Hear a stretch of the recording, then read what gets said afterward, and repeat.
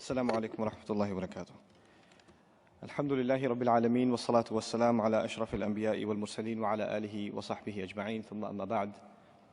يقول سبحانه وتعالى في كتابه الكريم بعد نقول أعوذ بالله من الشيطان الرجيم هن لباس لكم وأنتم لباس لهن. I have about 15 minutes to address all of you, and this is a very critical subject. And there's so much that can be said about it, and I'm really glad that Altaf Bhai's presentation actually was very comprehensive, and it touched upon a lot of things that really need to be given a lot of discussion. Each one of his points is chapters in the book of marriage. And really it should be taken very, very seriously. All of those things can be mentioned very easily in a sentence or two, but when it comes to implementing them in our family lives, it's actually a very heavy discussion. And the few minutes I have with you, I have to be selective in what I think is pertinent and what I think, inshallah ta'ala, is an amana to share with all of you. I see these conference presentations not just as opportunities for rhetoric and takbirs at the end, but also as opportunities to share food for thought. And I want to pretend for a few moments that I'm just talking to a family that I know, just one of you, just a family that I know, and there's a marriage that's about to happen in your family. You're about to get your daughter married or you're about to get your son married. And I just want to share some very relevant, I think relevant advice in regards to this matter. Marriage is all about trust from the very beginning. And it's one thing that, unfortunately, I'm noticing more and more in the premarital process is missing. The foundation of two families coming together, if it's not trust and transparency and openness, there's going to be clearly problems after marriage. Marriage has almost become like a very difficult sale. You go to a car dealership and the car salesman presents his best self and the best features of the car, right? And he gets really offended if you ask difficult questions. Right? And if you start asking about the transmission problems that have been reported previously or the recalls or anything else, he'll just, I don't know if I want to deal with this. You see what I'm saying? What's happened to us in the marriage discourse is that we actually market ourselves. The boy and the girl and even the families, they market themselves. So they turn the house into something it's not when they are coming over, when the in-laws are coming over. They turn themselves and their conversations into something that aren't genuine. That's not really a representation of who they are. How many families, I can't even count, and he and she are in the counseling profession, they can tell you. How many families would come and say, we had no idea they were like this. We had no clue who we were dealing with. They were completely different people before. And this kind of scamming, which you would think would happen in the sales industry, is actually happening in the institution of marriage. And that's a crisis, as a matter of fact. We offer, in some of the more, forward-thinking families that aren't as conservative, quote-unquote, they say, okay, no, let the boy and girl talk to each other. Let them email one another, let them have a few conversations. But at this point, both of them are so, blind. And they're so interested in just getting the celebration and the new dress and the gifts and all this stuff. They're so caught up in the hype and all the congratulations they're getting and all the phone calls and text messages that even when they talk to each other, it's actually empty fluff conversations. And they see what they want to see in the spouse. They're not able to have an intellectually sound conversation a lot of times, the young men and the young women, because, hubbul ayn la tara, or aynul hubb asif la tara. The love, the eye of love can't see. You're already infatuated with the idea, so you have a hard time seeing any flaws. And that infection actually lasts a little bit longer even after marriage, for the first couple of weeks. You can't see any flaw in your spouse. Even the way she sneezes, you're like, it's amazing. SubhanAllah. The way the boogers just spread out, it's, Allah really made us for each other. But then it starts wearing off and reality starts setting in. How come you never told me this or that or the other? I didn't realize you're this way or that way or the other way, So first, my encouragement to the families and to the young people that are looking to get married is to be mature in this process. There's a place for love and emotions and infatuation, and I tell you, you have to put the brakes on that until the marriage is really, really close and everything else is settled. There's some other really serious things that need to be settled first, Then the other thing I want to talk to is the elders, specifically the elders in our communities. You people are so worried sometimes about your messed up kids that you say, maybe if we marry him to a good girl, or we marry her to a good boy, things will work out fine. So all the really messed up things you know about your child, you don't tell anyone. You don't tell even the family that you're dealing with, and you keep it hidden as best you can, because if they found out, they wouldn't marry your child. And on top of that, of course, you're suffering from some kind of schizophrenia in which you tell yourself the lies so much that we have a good boy that you start believing it yourself. And in the face of reality, I mean, your child is coming home, that's not a child, it's a man. Your son is coming home at 2, 3 in the morning. He can't even stand up straight. Oh, he must have been making tahajjud. The tafsir seminar must have been late, or come on. A lot of times our parents know that the young man has a drug problem. He's got an alcohol problem. He's got a clubbing problem. I'm not even qualified for this sort of thing. I get emails, brother, we were talking, the conversations were going well between our families. He's actually from, back home, from the same neighborhood. Our families know each other. By the way, that doesn't mean anything anymore, because those families are not the same when they fly over. Okay? So if you knew them back in the 70s or something, then that's not a formula to gauge that, oh, we know their family. No, you don't. They don't even know their own family, bro. He doesn't even know his own cousins, his uncle, his aunt.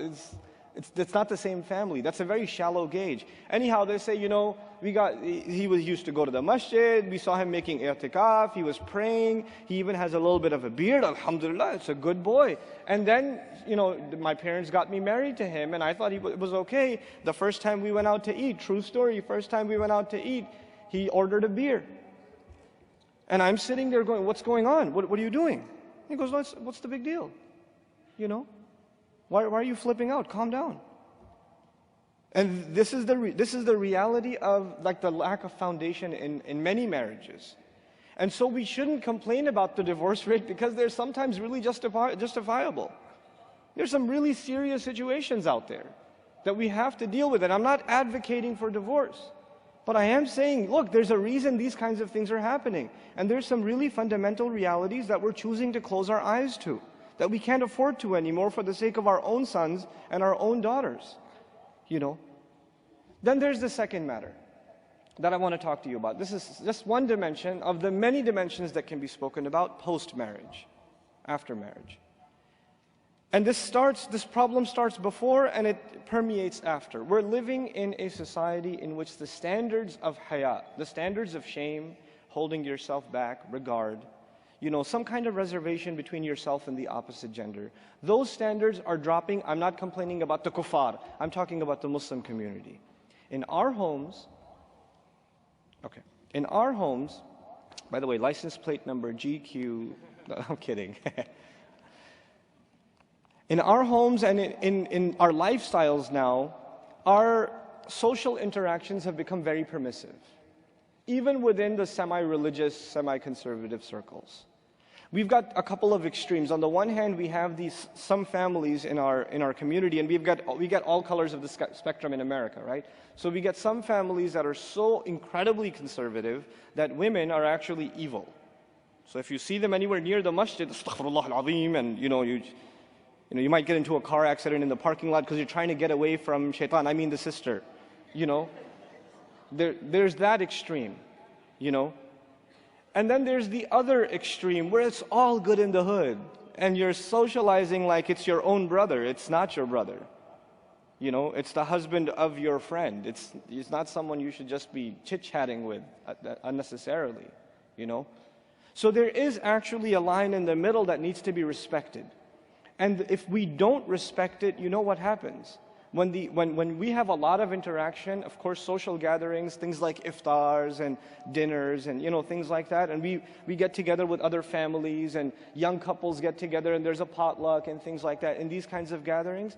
I want you to understand one of the fundamental, central, pivotal surahs in the Qur'an about marriage is Surah An-Nur. Right? It's one of the pivotal surahs about marriage. And in this surah, it seems at first glance, it deals with too many varied topics. Like, it starts with people who violate the sanctity of marriage, the zani. It starts with them, the fornicator, the adulterer, right? It also deals with the scandal that was started about the marriage of the Prophet sallallahu alaihi wasallam. Also, subject matter, the accusation made against Aisha radiallahu anha. Also a matter dealing with marriage. It also deals with some rules that should be observed inside the house. For instance, those of you who believe, لا تدخلوا بيوتا غير بيوتكم حتى تستأذنوا تستأنسوا. Don't enter homes that aren't yours until you make yourself known. In other words, let them prepare. Let the women cover themselves, or take caution that a ghayr mahram man is coming in. There needs to be some adjustments made when a stranger is about to come into the home, so watch out. I mean, those kinds, they say in Arabic, I repeat this a lot of times, inna nabiba min al-isharati yafham. In Urdu we say, akal man ke liye ishara kafi hai. Right? When Allah is saying, make yourself known before you come into somebody's house, it's to allow the family to adjust themselves. But you know what? There's no adjustment anymore. It's all good. And the very next ayats are about lowering your gaze. That's incredible. Lowering your gaze where? In the original context of the surah, where? In the house. Yes, you should lower your gaze when you're walking in the mall. You should lower your glance because you're going to see inappropriate things. Especially husbands, watch out, lower your eyes. Especially husbands. Shaitan will want you to be uninterested in your wife. That's what he wants you to be. And he wants you to, compare her to whatever you see on the street or whatever you see anywhere else. Lower your eyes. But you know what? More important than all of those virtual kinds of pleasures that people are pursuing, more important than all of that, the people you're interacting with on a regular basis, you're going to see them over and over and over again. Particularly in those cases, lower your eyes. It's really disturbing. I've even heard husbands talk about how well somebody else's wife was dressed. I mean, that's disgusting for a Muslim community. It's violating the sanctity of marriage, even in certain, what we would consider not criminal behaviors. Well, it's not haram to sit and have dinner together, is it? It's not. I'm not saying it is, but I am saying it does have psychological consequences. It does have social consequences. And what's really one of the most remarkable things to me personally in this surah, Surah An-Nur, specifically Surah An-Nur, is right after this conversation about certain rules around the house, even certain rules about whether your children can come into the bedroom or not, and when they can and when they can't, and the fact that they should ask permission. How many of you, and myself even, have set the rules like that in the house? Beta, when you come into my room, knock first. Ask if you can come in. Don't just knock and walk in. That's the other thing, right? I knocked. Knock and ask permission and then walk in. And there are certain hours even Allah set in the ayat. There are certain ayat where they should do that, and certain ayat, it's fine, it's open door policy. I know my time's up. Okay, 1 minute, cool. I thought I was up. So, those rules have been set in place, and then in this same surah, Allah Azza wa Jal talks about the ayat of Nur, the light in the heart. The light in the heart. This is the same surah that talks about khimar, the covering of the woman. But everything else seems to be related to marriage and guarding haya, and all of a sudden there's a conversation about the deepest elements of spirituality, probably the most profound passage in the Qur'an on spirituality in this same surah. Why? Because we're being taught, look, observing these things will help your spirituality, and violating these things will hurt your spirituality. The light in your heart will be hurt, will be damaged if you don't address these things. They have direct consequences. These are the few things. I mean, again, 15 minutes is very little time. I don't even think I should give longer speeches than 15 minutes because I'm in the teaching profession and I have respect for something called attention span, which Muslims, alhamdulillah, face extra special problems with. But, because we're used to on a weekly basis. We attend a convention every week. It's called Jumu'ah prayer. And alhamdulillah, we get some of the best sleep of our life in those 20 minutes, First thing we hear is alhamdulillah, next thing we hear is aqim salat. So I'm mindful of that, but hopefully some of these things are conversations you can have with your family and really reflect upon how you and I are conducting ourselves, in our households. I worry about my daughters and how I'm going to get them married, and my boys. I really do. Not just in how I'm going to raise them, which is a big problem, but the other problem is, where am I going to find the families that see life the same way? Beyond just the appearances. Where am I going to find those real men of the future? And those real women of the future? May Allah Azza wa Jal help us grow those real men and those real women. And may Allah Azza wa Jal protect the sanctity of marriage in our homes and give us the ability to have a clear, transparent, just, and merciful process even for getting our children married. Barakallahu li wa lakum. Assalamu alaikum wa rahmatullahi wa barakatuh.